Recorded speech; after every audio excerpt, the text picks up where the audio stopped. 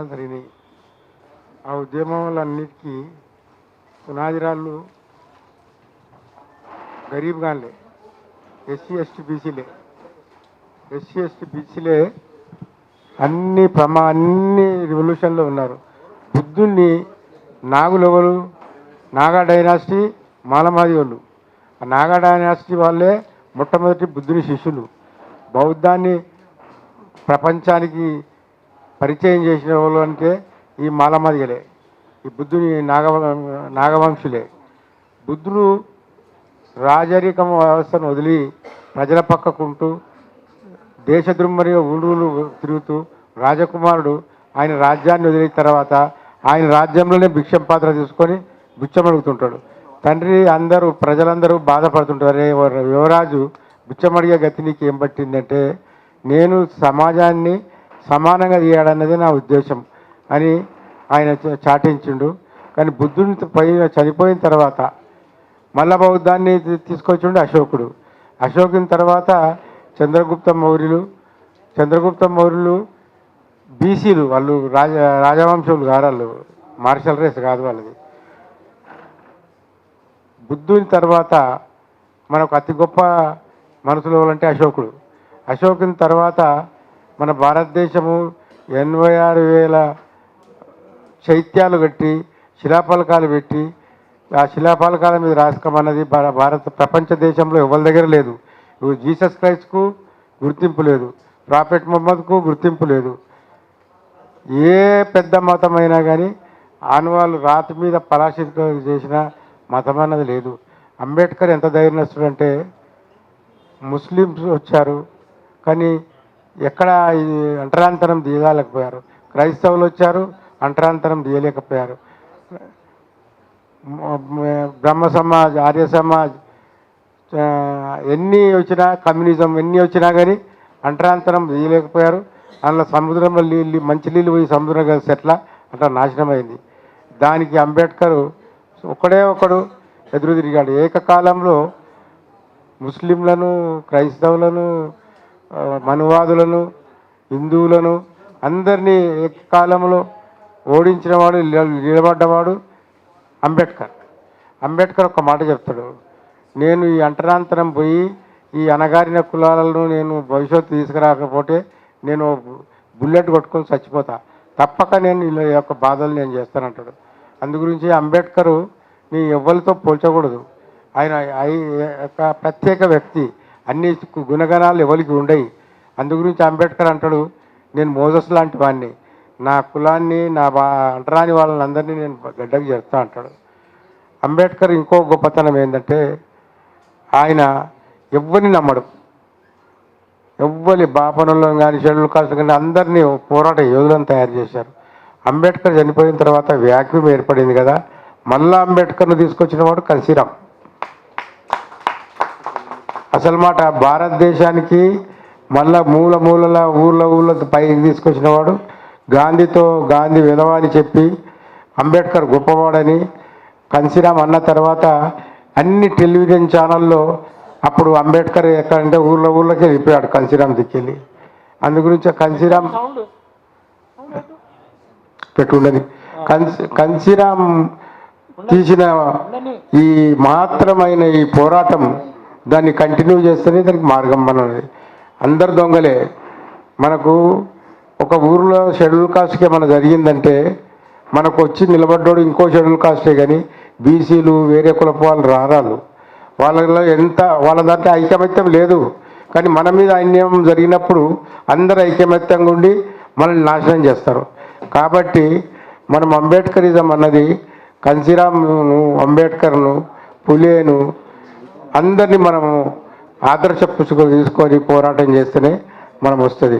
కమ్యూనిస్టులు దొంగలే, క్రైస్తవులు దొంగలే, ముస్లిమ్స్ దొంగలే, మనకు ఎవ్వడు లేడు. మనకున్న వాళ్ళు ఇప్పుడు మనకు తెలిసిన వాళ్ళు ఇద్దరు, అంబేద్కర్, కన్సీరామ్.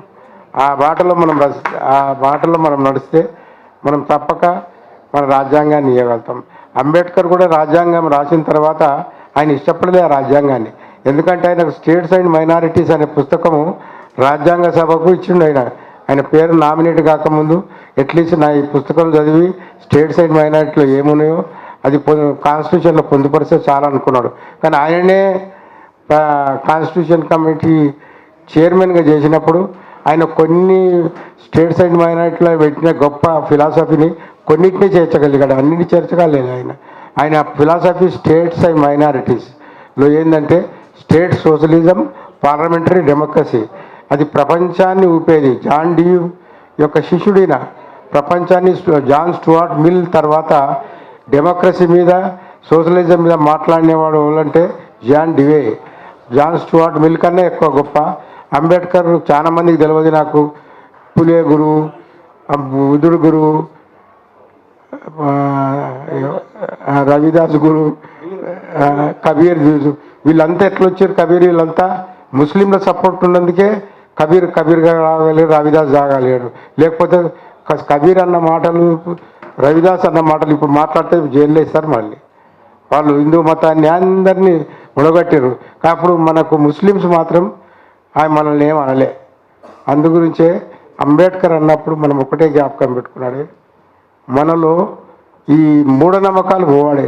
దేవుడు అంటేనే అందరికన్నా చెడ్డ పదం. అది యాడుంటాడు దేవుడు? తల్లిని విడిచిపెట్టి తండ్రిని విడిచిపెట్టి మనం ఈ ప్రపంచానికి వస్తే దేవుని పని ఏమున్నది?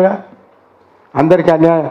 చిన్నపిల్లలు రేపు చేస్తే ఆయన స్పందిస్తలేడు, వాడు కాలిపోతే చేస్తలేడు, ఏది లేదు. ఆ రాయి ఉన్నది కదా, ఆ బండరాయికి బొట్టు పెడితే దేవుడు అయిపోతాడా? దేవుడు లేదన్న సమాజాన్ని మనం సృష్టించినప్పుడే మనకు సమాజం వస్తుంది. నేను ఆయాసం అవుతుంటే నాకు, నేను మళ్ళీ ఎప్పుడన్నా నేను చెప్తా. అంబేద్కర్ అన్నాడు అసలు మాట ఆయనకు పోటీ లేదు. ఆయనకు ముందు ఎవడన్నా ఉంటాడనుకో గాంధీని పెడతారు అంబేద్కర్గా. ఎందుకంటే గాంధీ ఓడిపోతే సెకండ్ నెంబర్ వస్తుంది. ఆయన గెలిస్తే అంబేద్కర్కు వ్యతిరేకంగా పోరాడి గెలిస్తే కూడా వాడు ప్రపంచం మేధావి అవుతాడు. అందుగురించి వాళ్ళు అంబేద్కర్తో ఓడిపోతారని తెలిసి కూడా అంబేద్కర్తో పోటీ పడతారు. అంబేద్కర్ మన దేశాన్ని తప్పక మనము మళ్ళా బౌద్ధం ఎట్లుండేనో, అశోక కాలం ఎట్లుండో అట్లా రావాలంటే అంబేద్కర్ను కాంశీరామ్ను మనం ఫాలో కావాలి. జై భీమ్. కత్తి పద్మారావు గురించి నేను చెప్తా. కత్తి పద్మారావు గురించి నాకు మంచి పరిచయం ఏంటంటే కారంచేడు, సుండూరు, నీరుకొండ, మొన్న లక్ష్మీపేటకు కూడా మేము వెళ్ళాం. నాకు మంచి ఫ్రెండు. కానీ కత్తి పద్మారావుకు లోడీ స్పీకర్ ఇస్తే కథం బాంబులు లేపుతాడు. ఎవడు ప్రపంచంలో ఎవడన్నా స్పీకర్ అంటే ఫస్ట్ పద్మరావే.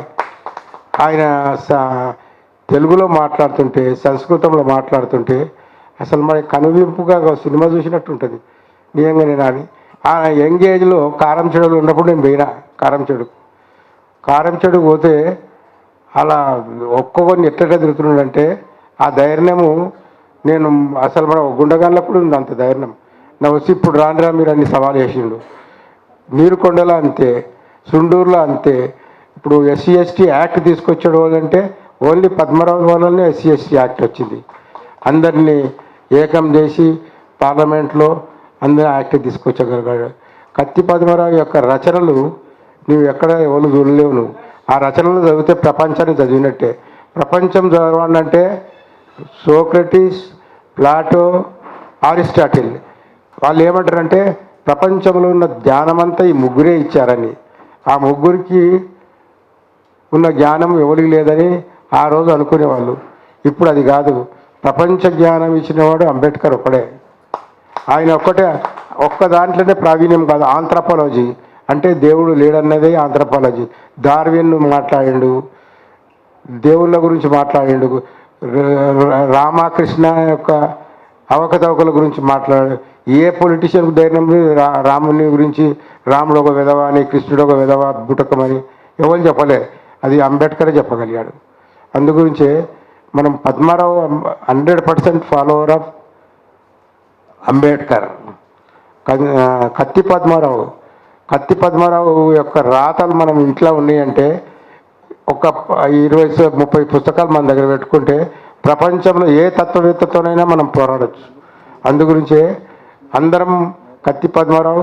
నాకు పర్టికులర్గా మాస్టర్జీ ఎందుకు ఇష్టం అంటే 50 ఏళ్ళ క్రితం ఈయన యంగ్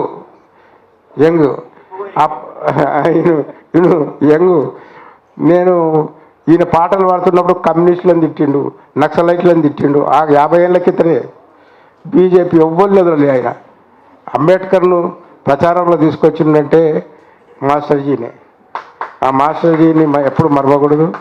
నేను అంబేద్కర్ అన్నప్పుడు మనకు జై భీమ్ అనే ఒక పదం ఉంది కదా, అది బాంబుతో సమానం. ఎవరినన్నా ఫార్వర్డ్ కాస్ట్ ఇంటికాడికి పోయి మన తిట్టి అవసరమే లేదు. జై భీమ్ జై భీమ్ జై భీమ్ అంటే అది కదులుతుంటాడు. ఆ పదంలో ఒక పదములు ఉన్న బాట. అందు గురించే కత్తి పద్మరావు కారం చెడులు ఉన్నప్పుడు ఆ మీటింగ్లో నేను విన్నా. ఆ మీటింగ్లో నేను ఫాలో అయినా. సుండూరు మీటింగ్లో ఉన్న లక్ష్మీపట్నాలు మొన్న పోయినప్పుడు లక్ష్మీపేటలో ఇట్లా ఊపేసిండు అంతా. అది వాక్చాతుర్యం. అది అంబేద్కర్ కన్సీరామ్ దగ్గరికి వెళ్ళిపోయింది. నాకు ఇంతతో అందరికీ నేను జై భీములు. అందరు నువ్వు ఇదేమి సంపాదించే అవసరం లే. నువ్వు అంబేద్కర్ను కన్సీరామ్ను బుద్ధుడిని ఓన్ చేసుకొని దేవులకు దయ్యాలకు మనం దూరం అయితే తప్పక మనం సుఖంగా ఉంటుంది. వాడు ఏం మార్చలేడు. బీజేపీ వాడు వెళ్ళిపోతాడు, తప్పక ఓడిపోతాడు. అందరికి ఇప్పుడు బ్యాక్వర్డ్ క్లాసెస్లో పెద్ద చైతన్యం వస్తుంది. షెడ్యూల్ కాస్ట్ల కన్నా ఎక్కువ యూపీలో, నార్త్ ఇండియాలో. ఇప్పుడు ఎవరు కాంగ్రెస్ కూడా అంబేద్కర్ వాళ్ళు అవుతున్నారు. ఇప్పుడు కాంగ్రెసే అంబేద్కర్ చాలా అన్యాయం చేసింది నెహ్రూ గారి పీరియడ్లో. కానీ ఇప్పుడు చైతన్యవంతులు అవుతున్నారు. అందు గురించి మనం అంబేద్కర్ ఉన్నత కాలం కాన్స్టిట్యూషన్ ఎవడేం చేయలేడు. జై భీమ్, జై తెలంగాణ.